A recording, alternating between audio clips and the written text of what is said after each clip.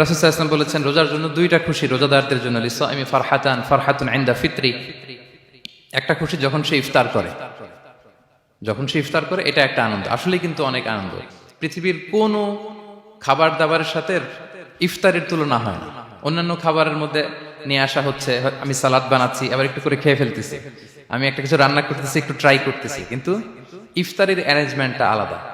কেউ ট্রাই করতে পারতেছি না, শুধু আনা হচ্ছে, টেবিলে সাজানো হচ্ছে, রাখা হচ্ছে, দোয়া হচ্ছে, বারবার ঘড়ির দিকে তাকানো হচ্ছে কখন সেই মুহূর্তটা আসবে। আসা মাত্রই বিসমিল্লাহ বলে আমরা মুখে দেই। তো এটার আনন্দটাই আলাদা।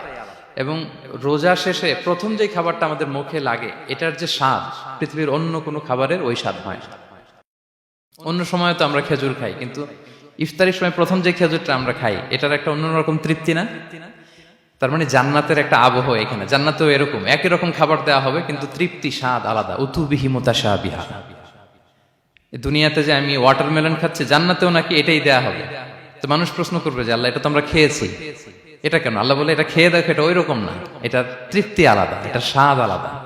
তাহলে এটা একটা আমাদের আনন্দ ইফতারির সময়। আর একটা ফারহাতুন ইনদা লিকাই রাব্বি, যখন আমরা আমাদের রবের সাথে সাক্ষাৎ করব, সেটা অনেক বড় আনন্দের হবে।